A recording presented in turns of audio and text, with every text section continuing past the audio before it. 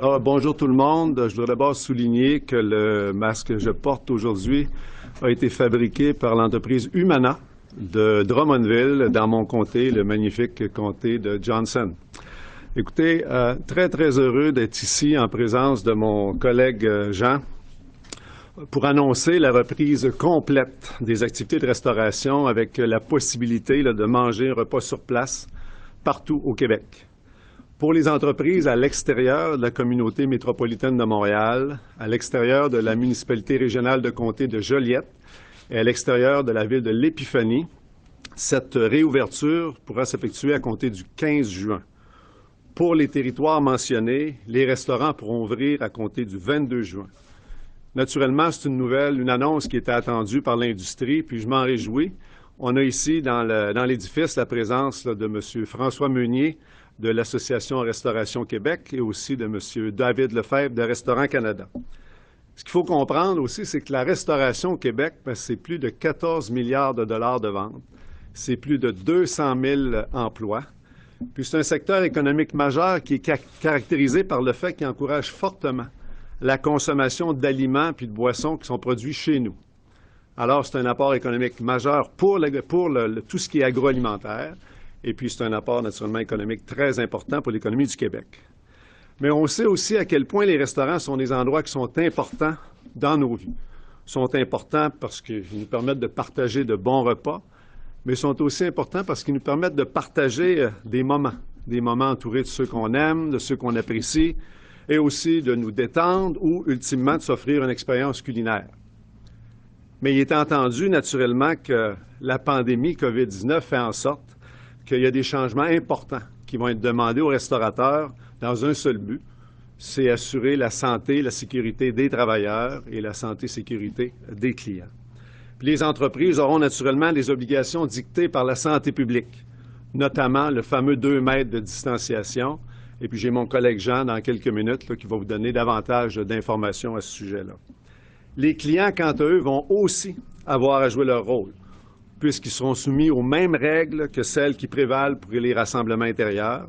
Puis on a d'ailleurs Dr Massé tantôt aussi qui va nous entretenir de ce sujet-là. À titre de ministre, j'ai été en contact quotidien avec le secteur de la restauration dès le début de la pandémie. Que ce soit moi, que ce soit les gens de mon équipe, on a parlé de façon constante avec les restaurateurs, puis on a pu écouter leurs préoccupations. Alors, les balises sanitaires pour les restaurants qui sont présentées aujourd'hui sont réalistes puis sont adaptées à l'industrie. Elles ont été conçues en collaboration avec les associations de restaurateurs, les chaînes de restaurants, les chefs propriétaires. D'ailleurs, je salue leur volonté de mettre la main à la pâte pour aider le gouvernement à accélérer la reprise de leurs activités. Puis je les remercie pour leur travail. Vous savez, c'est une annonce qui tombe à pic parce que l'été est arrivé. Qui dit été, dit saison des terrasses. Puis on s'entend qu'avec les contraintes qui ont été appliquées au niveau des places à cause de la distanciation, il va y avoir moins de place à l'intérieur des restaurants. C'est dans un contexte comme ça où il est très important de tout faire pour que l'utilisation des terrasses puisse être maximisée pour les restaurateurs. Alors, je suis bien heureux d'annoncer que ma collègue Geneviève Guilbeault, ministre de la Sécurité publique, s'est entendue avec la Régie des alcools, des courses et des jeux pour que celle-ci offre un assouplissement pour que les propriétaires de restaurants puissent modifier, agrandir ou bien obtenir l'autorisation d'exploiter temporairement un permis d'alcool sur une terrasse dans le contexte de la COVID-19. Tout ça, naturellement, avec l'accord des municipalités. Et puis, les vérifications des demandes vont être faites de façon diligente, de façon accélérée. Ces mesures-là viennent s'ajouter aux allègements réglementaires qui ont été présentés par mes collègues Guilbeault et Fitzgibbon jeudi dernier à l'Assemblée nationale sous forme d'amendement au projet de loi 61 pour la relance économique. Ces allègements-là visent à permettre aux restaurateurs d'offrir un service plus adapté aux attentes de la clientèle de 2020. Il serait donc permis, si le projet de loi était adopté, de livrer de l'alcool pour accompagner des aliments par des intermédiaires comme Uber Eats ou Dash, par exemple. Il serait aussi permis que ces boissons aient un prix différent à la livraison qu'en salle à manger. Et de plus, il ne serait plus requis de servir obligatoirement un repas pour permettre la vente des boissons alcooliques au restaurant. Ça, c'est des exemples, si on veut, qui démontrent que le gouvernement était à l'écoute des besoins des restaurateurs et puis que le succès de l'industrie nous tient à cœur. C'est l'écoute et la collaboration entre le gouvernement et les membres de l'industrie au cours des dernières semaines qui ont vraiment mené vers ces modifications-là. Évidemment, ce qu'on souhaite, c'est la collaboration de nos collègues à l'Assemblée nationale pour faire en sorte qu'on puisse donner aux restaurateurs les meilleures conditions pour assurer le succès de leur reprise. Alors, la mise en œuvre des nouvelles normes sanitaires vont demander un effort considérable de la part des restaurateurs, mais connaissant leur fibre entrepreneuriale, on n'a pas de doute qu'ils vont faire preuve de créativité puis de capacité à s'adapter pour pouvoir respecter les exigences de santé et puis de sécurité. Une chose qui est certaine, c'est que les clients vont être au rendez-vous pour soutenir leur restaurant préféré. Parce qu'aider une entreprise d'ici en se faisant plaisir, au soleil, sur une terrasse, sortir de la maison le temps d'un repas, il n'y a pas grand monde, je vois M. Beauvais là-bas, il n'y a pas grand monde qui ne rêve pas aujourd'hui de pouvoir aller à son restaurant du coin. Là. Alors, écoutez, une sortie au resto, c'est sûr que c'est bon pour le commerce local, mais ça va l'être encore davantage pour le moral. Alors, je vous remercie, puis je cède la parole à mon ami Jean. Merci, André. Dr. Massé, représentant des médias. Évidemment, toujours un plaisir de vous rencontrer pour une annonce qui est extrêmement réconfortante au Québec. C'est une journée qui était attendue énormément, tant par les restaurateurs que par les clients. Vous le savez, au Québec, dès le début de la pandémie de la COVID-19, on a pris les mesures qui s'imposaient afin de limiter le plus possible la propagation du virus. Et le milieu de la restauration fait partie des secteurs d'activité économique qui ont été touchés par les directives annoncées en mars dernier. Depuis, on a suivi la situation épidémiologique de près, de façon quotidienne, en collaboration avec la santé publique, et les Québécois ont été disciplinés. C'est une des raisons qui nous permet aujourd'hui de franchir une nouvelle étape dès la semaine prochaine. Et de nombreux restaurateurs, vous le savez, s'étaient déjà exprimés à l'égard de l'encadrement requis pour la réouverture. Ils ont demandé que nous fournissions des règles, des normes sanitaires en milieu de travail, parce que c'est un environnement qui est spécifique avec des enjeux qui sont très propres au domaine de la restauration. Donc, la CNESST a travaillé fort avec la collaboration de l'Association des restaurateurs du Québec, Restaurants Canada, le monde syndical, des propriétaires indépendants. Encore une fois, il y a un guide de normes sectorielles pour ce secteur-là, et c'est ce que j'annonce aujourd'hui. Toujours en réitérant l'importance d'une réouverture sécuritaire. La santé, sécurité des travailleurs et de la clientèle, c'est vraiment primordial. Donc, il y aura, et c'est publié sur le site de la CNESST, une trousse qui comporte un guide de normes. Donc, vous les connaissez, c'est des normes d'hygiène, des normes de désinfection, puis des normes de distanciation sociale. Il y a aussi une liste de vérifications quotidiennes pour s'assurer que les travailleurs ne soient pas symptomatiques, ni fièvre, ni toux, ni problèmes respiratoires, pour éviter les risques de contamination interne. Et il y aura aussi des panneaux à l'extérieur qui vont bien indiquer les règles applicables. Le guide recommande, entre autres, le port du masque de procédure et une protection oculaire lorsque la distanciation physique de 2 mètres n'est pas ou ne peut être respectée. Il suggère aussi, à titre d'exemple, de présenter les menus sur des ardoises ou des écrans sur les murs afin de limiter les échanges d'objets avec les clients. Nous laissons au bon jugement des restaurateurs le nombre de clients admis dans un établissement, que ce soit à l'intérieur ou à l'extérieur sur une terrasse. Mais la distanciation physique de 2 mètres entre les clients devra continuer d'être respectée. De plus, il est recommandé que les objets ou les équipements partagés comme les tables, les chaises ou les menus soient désinfectés entre chaque client. Même chose pour les surfaces fréquemment touchées par les travailleurs ou la clientèle, comme les comptoirs ou les poignées de porte, pour qu'elles soient nettoyées plusieurs fois par jour. Le port du masque de procédure et une protection oculaire seront exigés pour le personnel de cuisine si la distanciation de 2 mètres ne peut être respectée.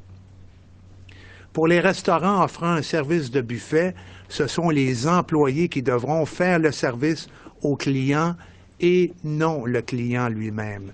Ce sera une nouvelle expérience, on en convient tous, pour tout le monde, mais elle se tiendra dans un contexte sécuritaire. On a déployé, vous savez, c'est une première au Québec, et c'est le résultat de l'union de plusieurs ministères et organismes publics, une équipe au-delà de 100 agents de prévention qui sont déployés partout sur le territoire du Québec pour faire du travail de sensibilisation, d'information et de pédagogie. Quand il y a des informations qui seront requises, ces agents-là seront disponibles, soit par voie téléphonique ou en se déplaçant pour rencontrer les personnes dans les restaurants. Ils seront là, donc, de façon constante et c'est je le réitère, vraiment une première au Québec. Tous se mettent en commun, bien sûr, pour assurer la santé et sécurité tant des travailleurs que de la clientèle. La collaboration de tous, travailleurs, employeurs et clients, est essentielle si nous voulons que ce retour au travail soit une réussite. Soyez assurés que nous mettons tout en place pour vous aider à franchir cette nouvelle étape-là. L'été est enfin arrivé. Profitez-en pour manger local, goûter aux très bonnes boissons québécoises en toute sécurité. Et je cède maintenant la parole au Dr Massé qui va faire le point sur les rassemblements intérieurs. Merci de votre attention. Merci beaucoup, M. Boulet. M. Lamontagne. Il n'y a pas très longtemps, on a autorisé à ce qu'il puisse y avoir des rassemblements extérieurs dans des lieux privés de 10 personnes, le maximum de 3 maisonnées, tout en respectant la distanciation de 2 mètres. Les choses se sont bien déroulées. Vous avez suivi la situation épidémiologique et on voit que la situation est sous contrôle relativement parlant, on est toujours prudent, mais que vraiment les choses sont continuées de s'améliorer un peu partout à travers la province. Et maintenant, on est prêt à annoncer l'autorisation des rassemblements dans des résidences privées de 10 personnes au maximum, provenant de 3 maisonnées, mais toujours en gardant une distanciation de 2 mètres entre les membres de ces maisonnées-là. C'est toujours le concept de bulle dont on a déjà discuté, qu'on recrée avec des protections, donc une protection sur la distance. Et puis, on voit dans les restaurants, pas dans les maisons, on voit dans les restaurants, il peut y avoir d'autres mesures de précaution.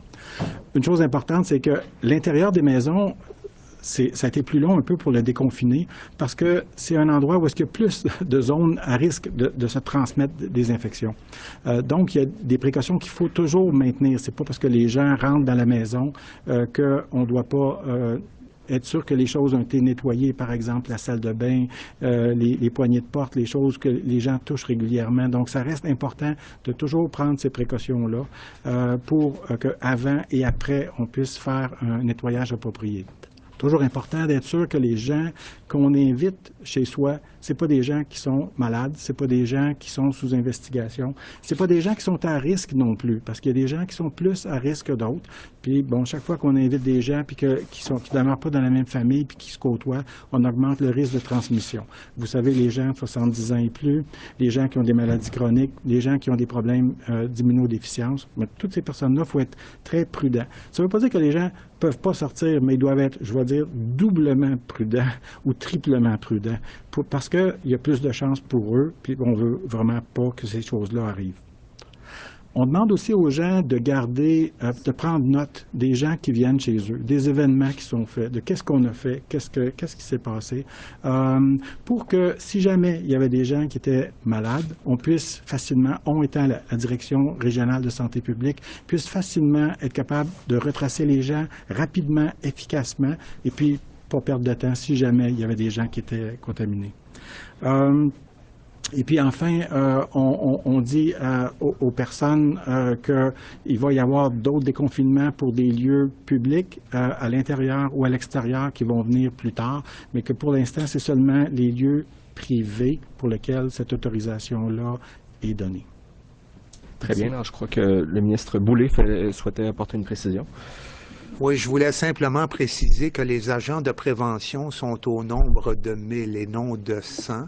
Et au-delà de ça, bien sûr, il y a les inspecteurs de la CNESST qui sont au nombre de 450. Donc, c'est quand même une force humaine qui est considérable et qui va s'assurer du respect harmonieux des nouvelles normes sanitaires dans le milieu de la restauration. Merci. Très bien. Alors, merci à vous trois pour la période des questions. Si vous êtes prêts maintenant à prendre les questions des journalistes, on va débuter avec Olivier Bossé-Le Soleil. Bonjour à vous trois. Peut-être plus pour M. Massé, mais je comprends que c'est une question de bonne volonté, mais 10 personnes à 2 mètres dans une maison, ça prend une sacrée grande maison. Vous comprenez ça? C'est sûr que peut-être quelqu'un qui a un petit appartement ne pourra pas recevoir 10 personnes, mais peut-être qu'il ne le faisait pas avant non plus. On met ça comme un nombre maximum de personnes qui peuvent être faites. Puis quand on regarde 2 mètres, il ne faut pas calculer 10 fois 2, mais plutôt regarder 3 maisonnées. Donc, si c'est des gens qui viennent de 3 maisonnées, ça veut dire que le 2 mètres s'applique entre chacune des maisonnées, ce qui réduit l'espace. Mais je suis conscient que il y a beaucoup de monde qui ne vont pas être capables de recevoir 10 personnes chez eux. Mais on met un maximum parce que les réunions à 15, à 20, à 25, c'est trop risqué. Puis là, à ce moment-là, c'est littéralement impossible de le faire, clairement, à moins d'avoir un château, parce que très peu de gens ont, et puis qu'il y a des précautions à prendre qu'il faut maintenir. Il ne faut pas baisser la garde. Même si les choses s'améliorent, il ne faut vraiment pas baisser la garde. On y va très prudemment. Puis, en fait, la sécurité, c'est chacun qui doit la créer chez lui, là, pour les propres personnes qu'ils invitent. Autre question? Mon autre question était, vous l'avez un peu répondu, mais comment ça peut s'appliquer en cuisine alors que la proximité, mais qu'il fait chaud aussi? Ça va être difficile pour ces gens-là de travailler. Si on travaillait à l'intérieur de 2 mètres, comme je le mentionnais un peu plus tôt, c'est le masque et les lunettes. Mais si le masque, en raison de la chaleur, devient mouillé, ça peut être remplacé par une visière, en autant que la visière descende en bas du menton. Et déjà, une visière permet une meilleure circulation de l'air. Et la visière peut remplacer ultimement, même sur le plancher, le masque et la protection oculaire, mais c'est nettement ce qui est favorisé. Mais ultimement, pour des raisons de chaleur, ça peut être remplacé par la visière. Merci. Prochaine question, Sébastien Bovet, Radio-Canada. Bonjour, messieurs. Aujourd'hui, en conférence de presse, M. Arruda a dit que la situation à Montréal était sous contrôle. Pourquoi donc décaler d'une semaine l'ouverture des restaurants à Montréal? Est sous contrôle, mais elle n'est pas, je dirais, aussi récemment sous contrôle, parce qu'elle reste encore fragile à Montréal. On reste prudent à Montréal, justement pour des rassemblements. Le décalage entre les deux n'est pas un décalage très gros non plus, hein, c'est un décalage d'une semaine, c'est pas quelque chose qui est significatif. Mais je pense que les Montréalais et les gens de la CMM, on dit Montréalais, mais c'est vraiment CMM, là, ils doivent être prudents parce que malgré tout, on ne voudrait pas que les choses reprennent, qu'il y ait des éclosions qu'on puisse éviter. Il y a un message là-dedans qui est, attention, au niveau de la CMM, on doit pas baisser la garde puis rester vraiment plus vigilant encore que les autres. Monsieur Boulay, vous avez parlé d'agents de prévention, vous avez parlé d'inspecteurs et ainsi de suite. Je ne sais pas si c'est une question plus pour M. Lamontagne, mais à quoi s'exposent en fait, est-ce qu'il va y avoir une surveillance des restaurants et à quoi s'exposent les restaurants qui ne respectent pas les règles? Écoutez, en ce qui concerne le rapport entre les propriétaires, les employeurs et les employés, de même qu'avec la clientèle, les agents de prévention, ils ont un rôle de pédagogue. Ils informent, ils sensibilisent, ils peuvent intervenir dans les environnements de travail pour aider les personnes à bien appliquer les normes sanitaires qui sont dans le guide de la CNESST. Les inspecteurs de la CNESST peuvent intervenir si il y a un enjeu entre un employeur et un employé. Les inspecteurs ont aussi ce rôle de pédagogue.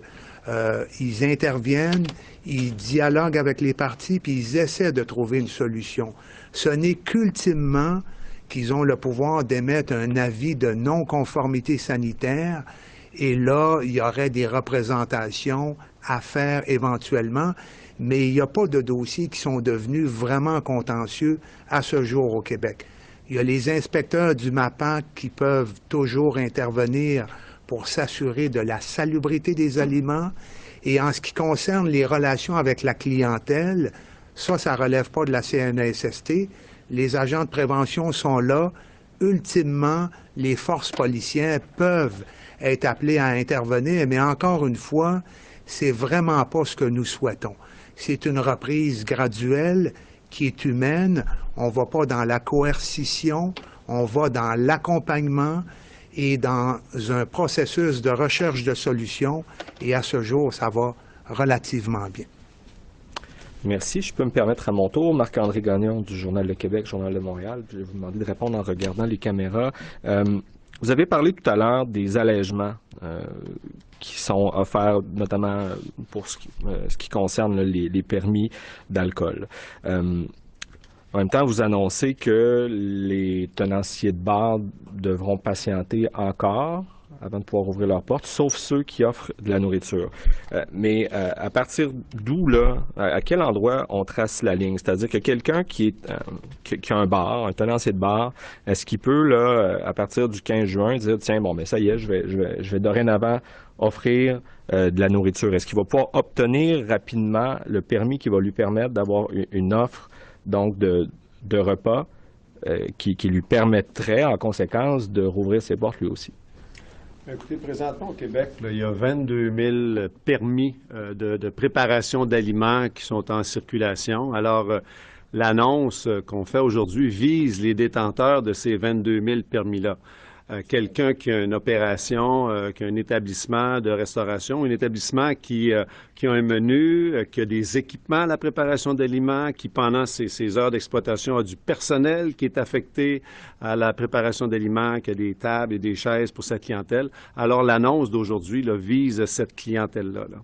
Donc, juste pour préciser, les détenteurs actuels, il n'y aura pas d'allègement d'offert à ceux qui pourraient, un tenancier de bar qui pourrait être tenté de se mettre à offrir de la nourriture. Est-ce qu'on va lui permettre d'avoir ce permis-là plus facilement pour qu'il puisse ouvrir ses portes? Autrement, il y a quand même une injustice. Là. Bien, en réalité, l'annonce aujourd'hui est pour ceux qui détiennent des permis de restauration.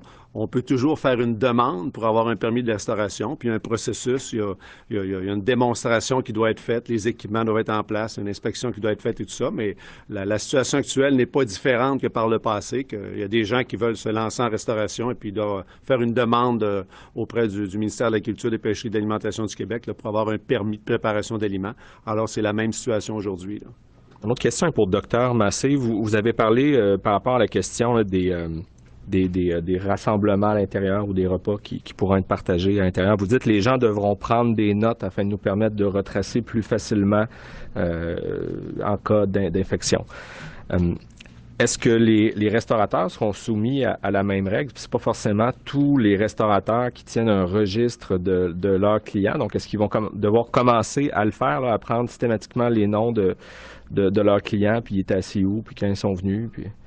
Non, pas plus qu'antérieurement. On ne demandera pas de le faire. Ceci dit, souvent, il y a des réservations qui sont faites. Donc, les gens savent combien de personnes sont associées avec une personne qui est responsable de la réservation. Et puis, si jamais il y a des éclosions, on peut toujours aussi demander de l'information complémentaire auprès des restaurants. J'ai fait beaucoup d'enquêtes auprès des restaurants dans ma vie. Et puis, il y a moyen de retrouver la majorité des personnes en cas d'éclosion assez rapidement. Très bien. Prochaine question, Ariane Kroll, La Presse.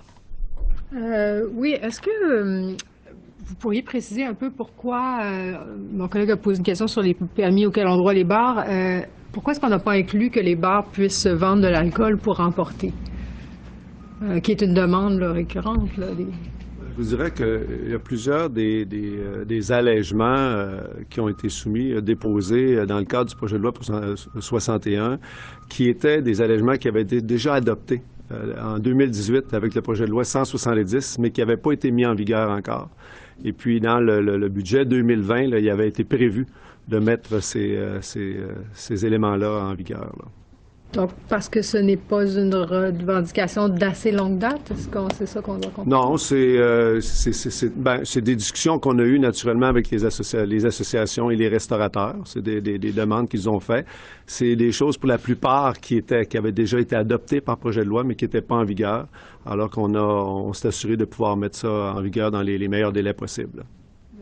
Pour les restaurants, que c'était quand même exigeant, là, toutes ces normes-là, ça avait déjà été évoqué. Est-ce qu'il y aurait de l'aide pour eux, étant donné qu'ils rouleront à capacité moindre? Peut-être, et qu'on nous avait dit qu'il y aurait de l'aide annoncée en même temps qu'il y aurait une annonce de déconfinement. Est-ce qu'on a un peu plus d'informations? En réalité, depuis le début, il y a eu beaucoup de programmes d'aide qui ont été annoncés. Là. Il y a eu le programme du ministère de l'Économie pour les prêts de 50 000 $ et moins, les prêts de 50 000 $ et plus.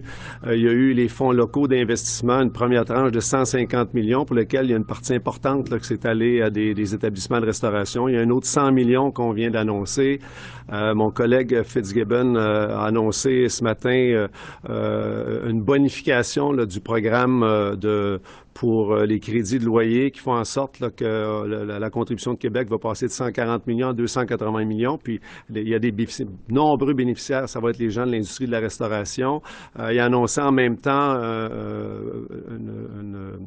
ce qu'on a annoncé avec le projet de loi 61, un amendement qui va faire en sorte là, un peu un règlement anti-éviction pour faire en sorte que depuis le début de la pandémie, là, les gens, dont les restaurateurs là, qui pourraient avoir des problèmes à payer leur loyer, ne pourront pas se faire évincer là, pour des questions de ne pas avoir pu payer leur loyer. Alors, il y a un ensemble de mesures. On ajoute à ça aussi, naturellement, le prêt du fédéral, le prêt d'urgence du fédéral de 40 000 $. Alors, c'est tout un ensemble de mesures là, qui étaient disponibles. Puis, ensuite, des nouvelles mesures qui étaient annoncées par mon collègue Fitzgibbon là, qui viennent couvrir l'aide à l'industrie de la restauration, là. En plus, les programmes québécois aussi, il y a le programme fédéral, la PCU, et le programme québécois, le PACME, programme d'aide concertée pour le maintien en emploi, donc des activités de formation. Donc, il y a eu un éventail de programmes, comme André le mentionne, tant d'Ottawa que de Québec, et les restaurants en ont bénéficié aussi. Jonathan Bernard, Cogeco Nouvelles. La saison des terrasses, bonjour à vous d'abord. La saison des terrasses est courte. Vous avez tout à l'heure parlé de la RAGGI qui sera appelée à contribution pour l'agrandissement des terrasses. En combien de temps les restaurateurs devraient obtenir des nouvelles parce que plusieurs d'entre eux misent là-dessus pour, en quelque sorte, sauver leur saison? En réalité, c'est en collaboration avec les municipalités parce que ce qu'on annonce, l'entente que la ministre Guilbeault a faite avec la RAGGI, c'est vraiment au niveau d'agrandir, modifier. Il y a toutes sortes de réglementations là, pour des treillis, des petites clôtures et tout ça. Alors, il y a beaucoup d'allègements qui vont être faits. Naturellement, il faut que ça soit en accord avec les municipalités. Mais on s'entend que l'objectif, là, c'est de traiter ces demandes-là de façon accélérée. C'est une situation exceptionnelle qui va vraiment requérir la part des municipalités. Là, mais la RAGGI a déjà mentionné là, qu'elle allait traiter de façon express là, toutes les demandes qui vont venir au niveau des terrasses là, pour les restaurants. Là. Si je comprends bien, pas de délai maximum.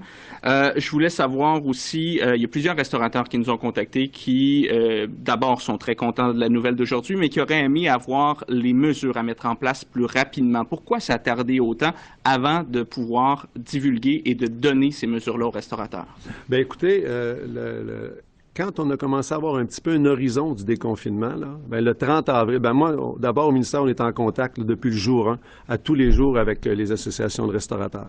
Mais à partir du 30 avril, on a formé une table là, avec plusieurs intervenants de l'industrie de la restauration, les bannières, les chaînes, les chefs propriétaires se sont joints, l'Association de restauration Québec. Et puis ce sont eux, en collaboration avec la CNSST, avec le MAPAC, avec la santé publique, qui ont développé ce guide-là de mesures sanitaires, là, desquels ils ont terminé ça dans les jours passés, là, se sont entendus avec le ministère et tout ça là, pour les normes. Et puis c'était en ligne avec, si on veut, l'ouverture qu'on était prêt à annoncer là, pour le 15 juin. Puis, il y a quand même un délai encore d'une semaine pour permettre de faire les derniers préparatifs, mais dès qu'on a été mis sur pause, notamment dans ce secteur-là, on a vu beaucoup d'activités.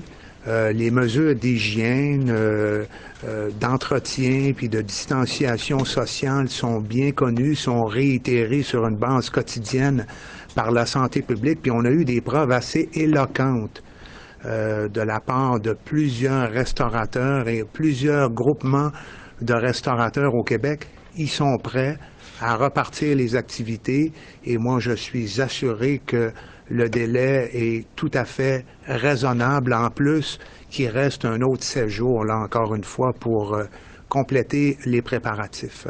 Ça, puis il y a plus, je rappelle là, que je pense que c'est tout près de 50% des établissements là, qui ont maintenu les services de livraison, des services les gens pouvaient aller chercher la nourriture. Alors en cuisine, sur les aires pour passer les commandes, tout ça, déjà, ils étaient familiers, ils avaient mis en place là, différentes pratiques là, qui étaient conformes avec les exigences de la santé publique. Là.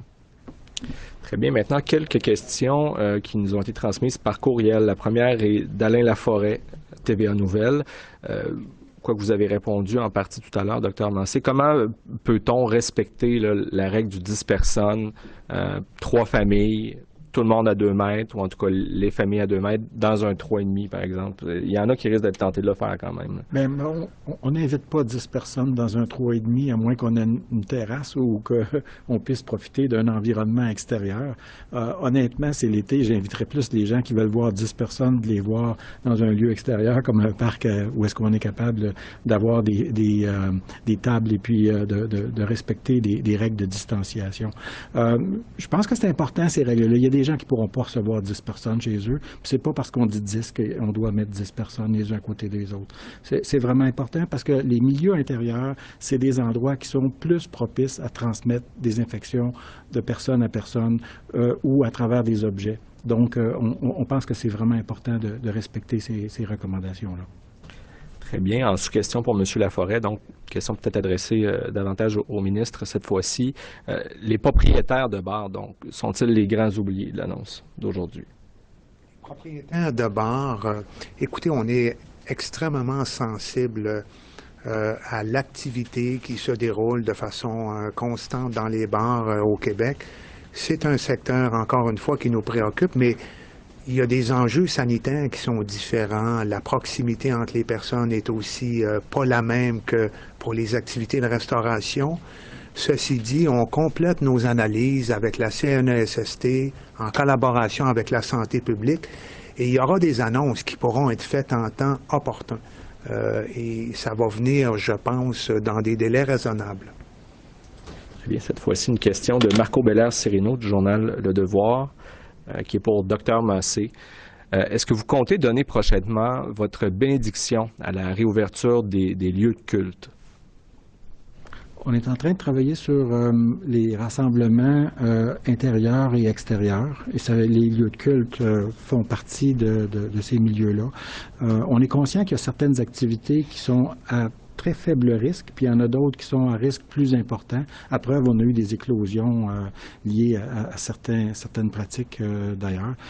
Donc oui, prochainement, on va discuter, présenter les recommandations pour l'ouverture des rassemblements dans des lieux publics, intérieurs et extérieurs, et ça va inclure les lieux de culte. Donc c'est proche devant nous, mais ça va être une cédule qui va être progressive, comme celle qu'on emploie ailleurs, parce que là encore, vous avez des lieux de culte dans lesquels il peut y avoir 10 ou 20 personnes, mais il y a des lieux de culte où est-ce qu'il peut y avoir des centaines de personnes, donc vous allez avoir quelque chose qui va aller en crescendo.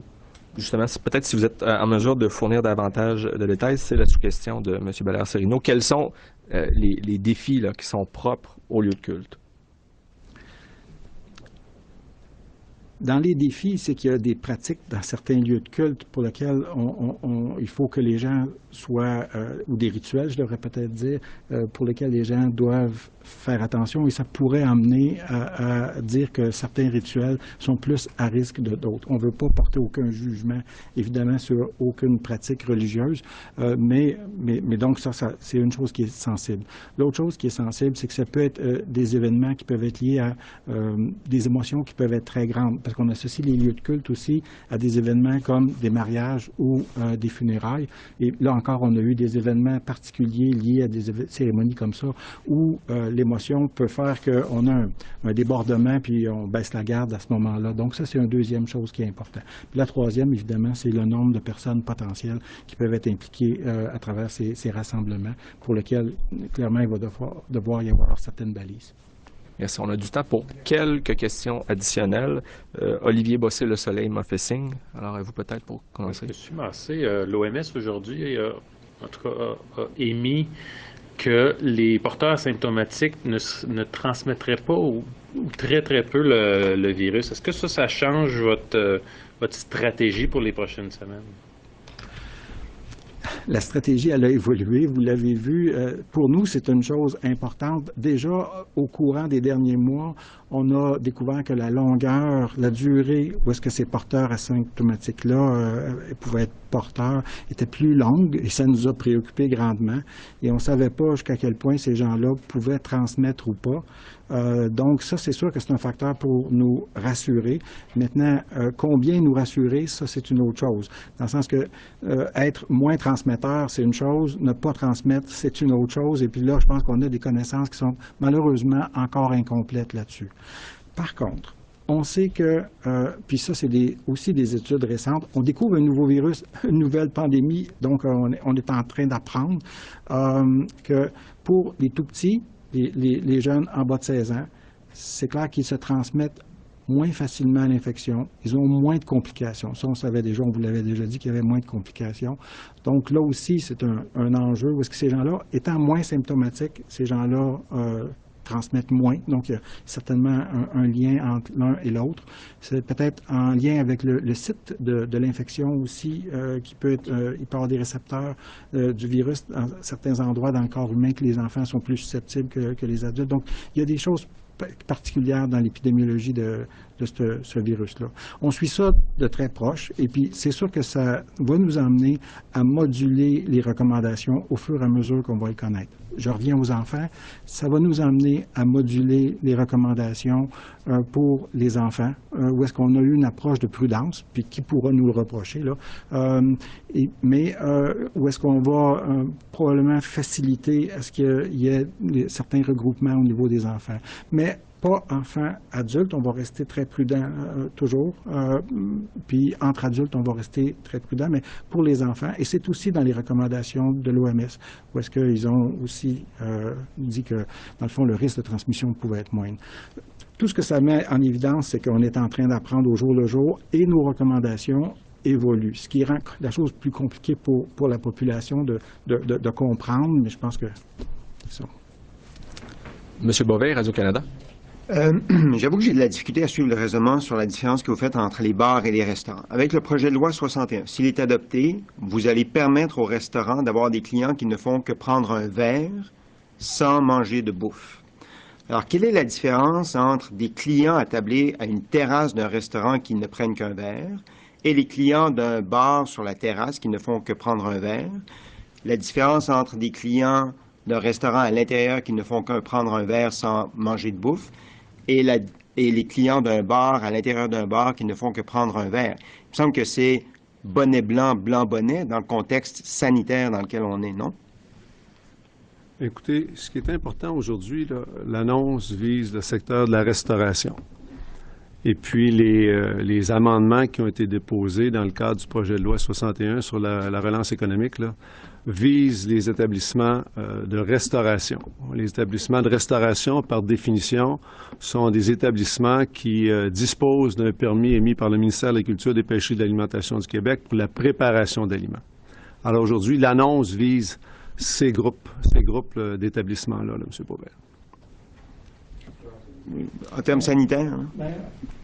En complément, on n'autorise pas les bars aujourd'hui, donc la discussion va se poursuivre avec le projet de loi. Avec le projet de loi, vous allez avoir certaines autorisations. Puis dans le temps, l'autorisation pour les bars, si tout va bien, va aussi arriver. Donc je pense qu'il ne faut pas essayer de mettre l'un et l'autre sur le même pied, je crois. Ben, si je peux me faire du millage sur la même question, Marc-André Gagnon du Journal de Québec. Vous dites l'annonce d'aujourd'hui ne concerne que les restaurants. Mais dans les faits, c'est pas exact, puisque vous dites aux bars qui ont une offre de restauration, vous allez pouvoir ouvrir. Je suis désolé. Je vous dis, monsieur, ce que je vous dis, c'est que l'annonce aujourd'hui porte les gens qui sont détenteurs de permis de restauration du MAPAC, permis de préparation d'aliments.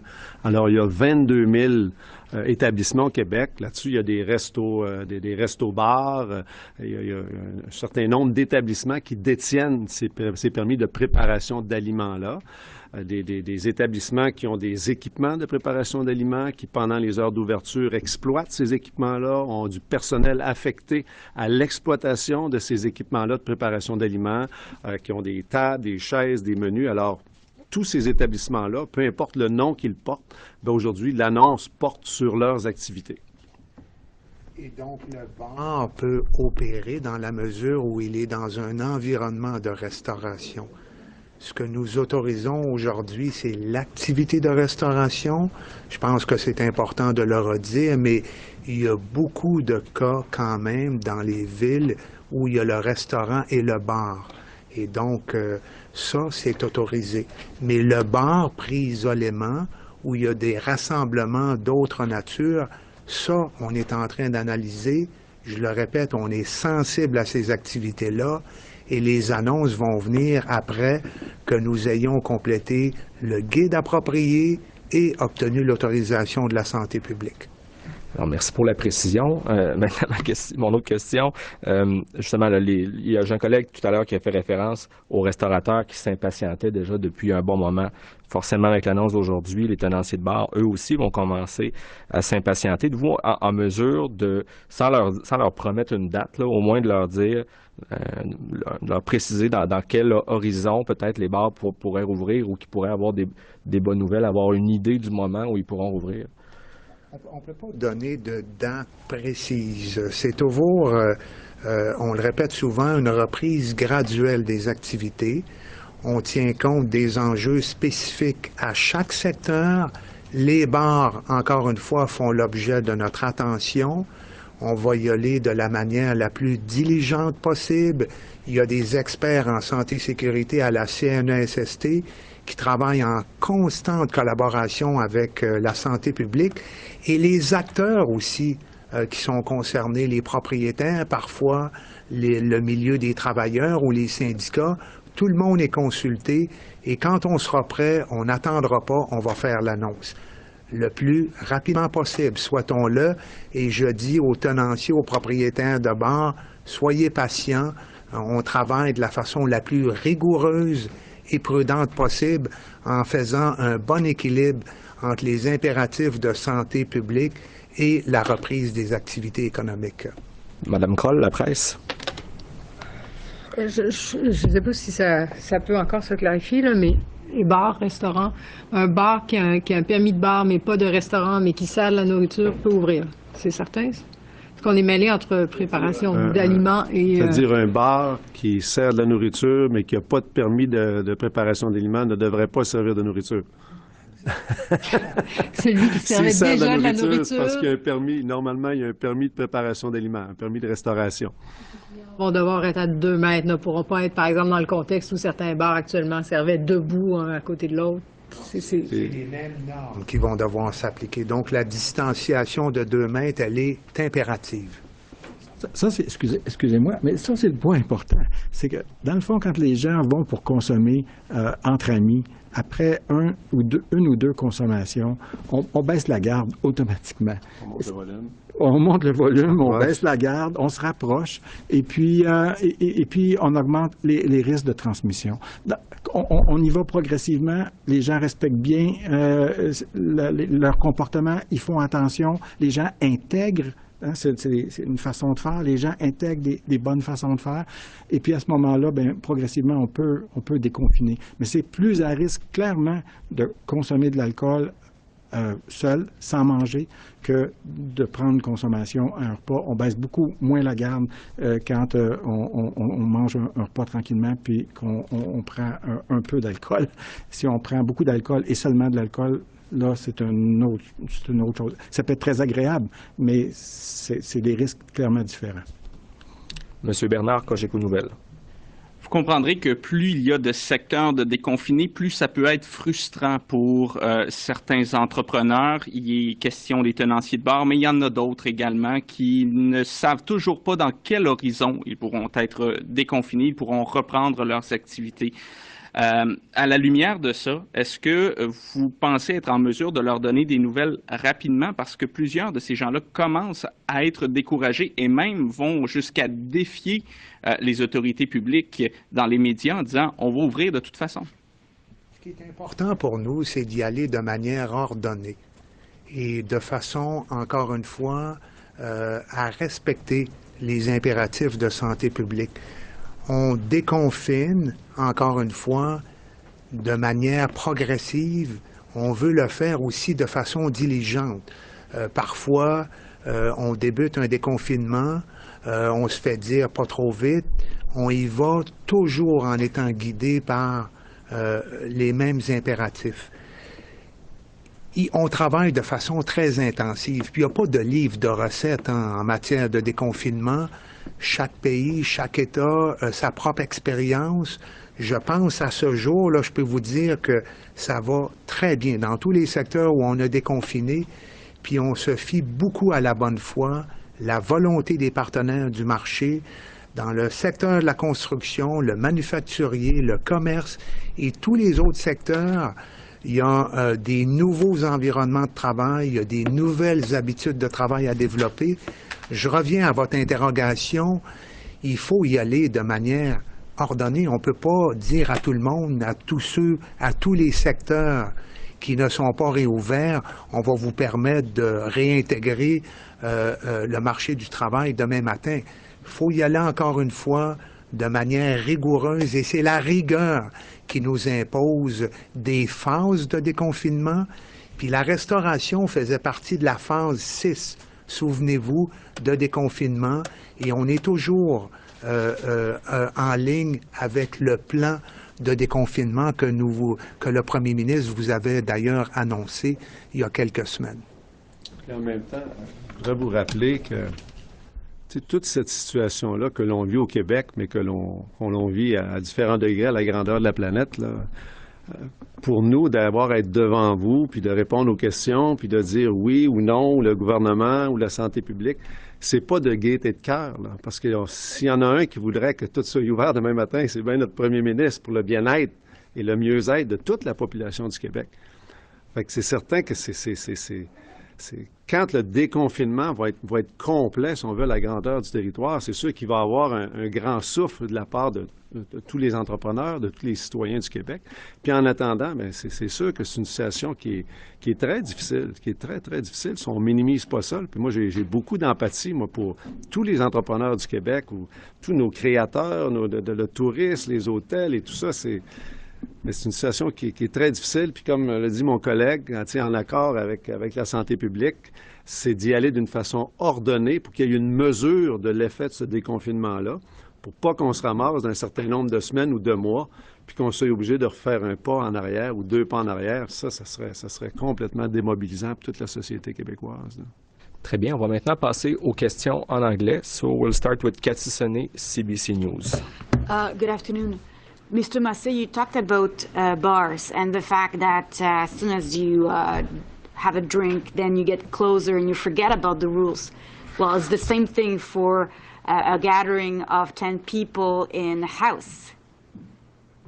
They'll do the same thing. Yeah. They'll be in a normal context, and after a while, after 1, 2 drinks, they'll forget about the distance, of course. Don't you think? Well, yeah, it might happen, and that's why people are asking, why did you wait so long to introduce those meetings in private houses? And it's because we know that it's more dangerous.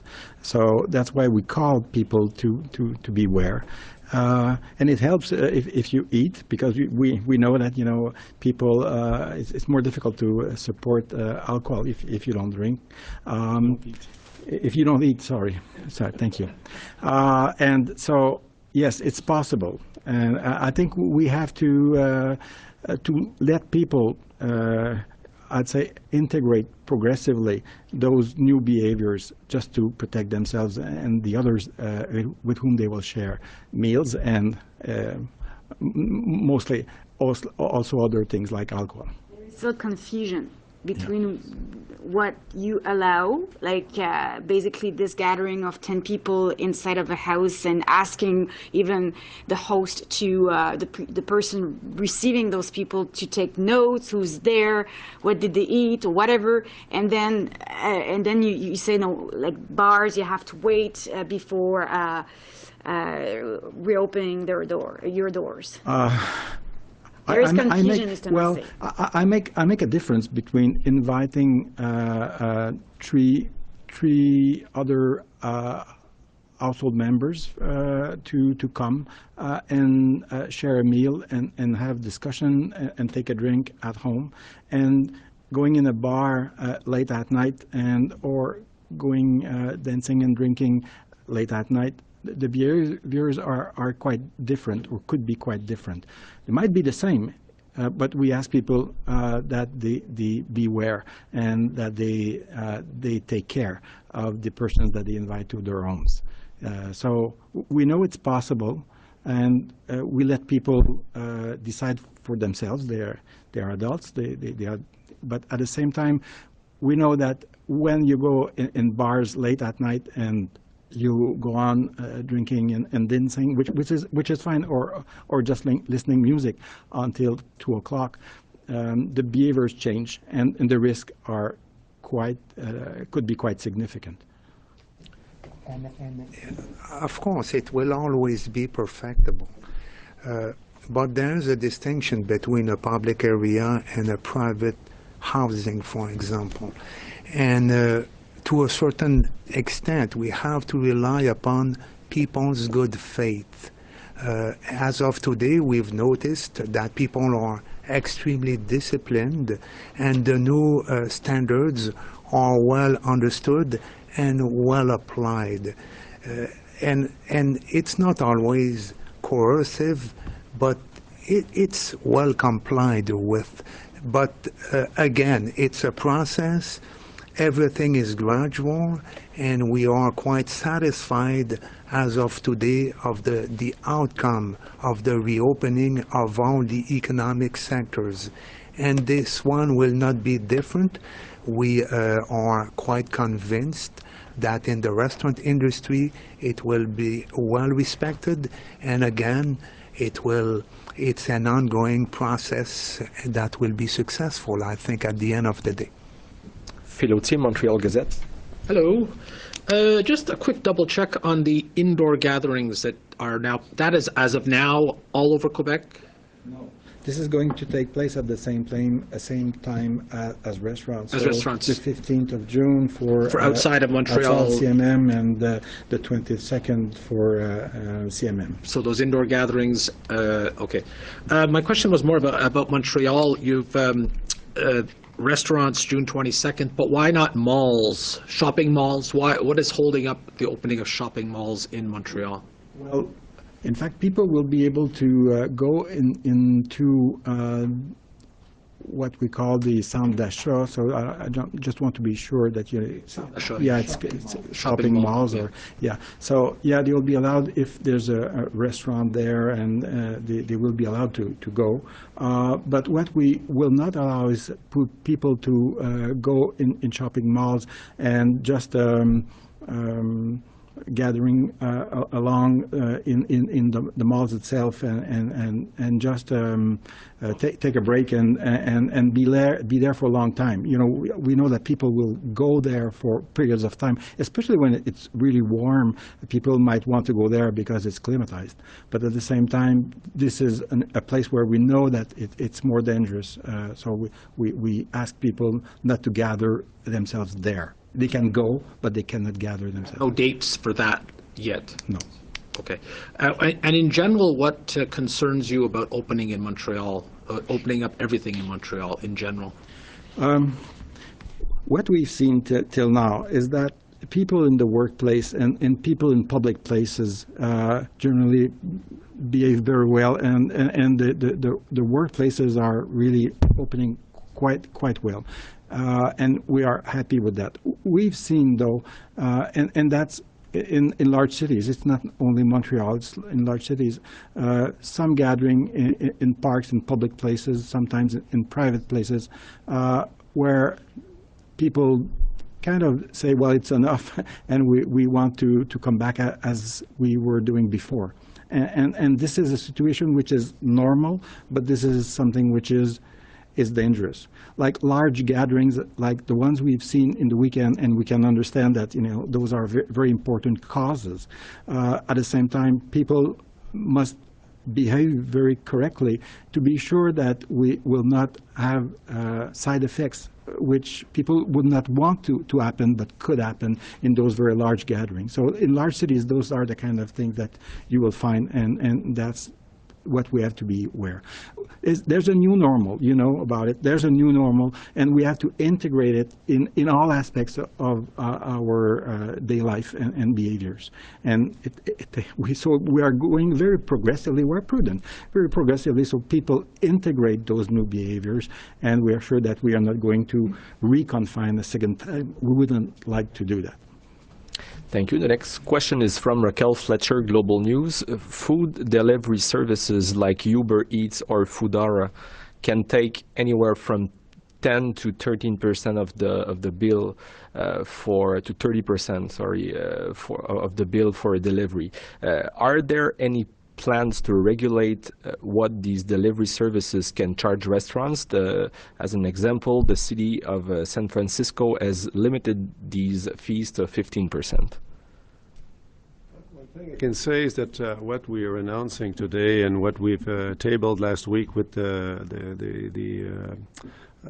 projet de loi is that we've been talking, discussing, and listening to what the industry was looking for, what the industry was asking for. And we'll have the same attitude, and we are talking with the restaurant industry, and we are looking at this request that they're making, and we'll see from now on how we will be able to accompany them facing this challenge. And as a second question, many restaurants have been waiting for this announcement to determine if they should reopen or just keep their doors closed for good. What more can be done to help restaurant owners financially? No doubt that it's a difficult situation for the restaurant owners. It's a difficult situation for many, many sectors of our economy. And as I said earlier, we've done so far, we have committed a program of a small loan. When I say small loan, it's $50,000 or less. Another program of loan over $50,000. There's the federal government that came out with his emergency loan for $40,000. With our local investment fund throughout Quebec, we have committed about a month ago $150 million, and quite a good chunk of that money is channeled through the restaurants. We have just committed lately to another $100 million that also will be channeled in some part to the restaurants. This morning, my colleague, Mr. Fitzgibbon, has announced a revamp version of the rent support that we will give to the retail and restaurant people. We're committing $280 million. We've come up also with the PL 61 with an anti-eviction rule that we want to implement so that people won't be kicked out of their rent because of no payment because of the COVID. So far we've come out, or my colleague from Economy, Mr. Fitzgibbon, have come out with an array, a wide array that could bring quite a good number of liquidity with the restaurant owners. Thank you. And now, two last quick questions. Cathy Sonnet. Eating at a restaurant is also about, testing the food, having the great ambience. What do you say to foodies that will be so unsatisfied with the new environment they'll be in? I will say that I share their pain. I do that as you will share their pain as well, because we live in a situation that is not normal, and it's difficult in this I had this morning calls from viticulteurs, those winemakers that we have in Quebec that are not allowed to have a tasting of their product on their premises, you know. And what is it? I mean, it's quite an opportunity. When you go, you visit a winemaker, and you have a little sip of his wine and another one, and you try. It's part of the ritual. It's what makes you buy. So it's difficult. So hopefully we'll never get back, or it will take a while before we get back to what it was. But this new normal, we hope that soon it will get better. You know? It's what a pandemic is all about. It will brought about new habits, a new environment, and I'm sure that after a certain period of time, we'll learn how to appreciate this new environment that will be much more sanitary, and people will come to develop those this appreciation. We are pretty convinced about that. One very last question, Mr. Authier. Just in French, you were discussing religious organizations, religious sites, regardless of which faith. They have presented the government with a plan for opening mosques and churches, which includes distancing and a maximum number of people at the church or the synagogue. What's holding up the opening of religious sites? Well, I've seen the plan, and it's really well done, and this is something which we expect that people will do very seriously, and they did it, so that we're happy with that. We are looking at coherence with the other meeting places. We just don't want to just open called places, but it's larger sites, so it's coming soon, but we are just trying to have coherence between different recommendations, because it's not only called sites or called places, but it's also about people that go to theater, to cinema, to all other artistic manifestations, which are very important also. I don't want to state all of them, but you see that there's some links between those, and so that's what we're doing. We're kind of finishing that part, and we should be very soon ready to announce that. So thank you all. C'est ce qui complète pour cette conférence de presse. Merci.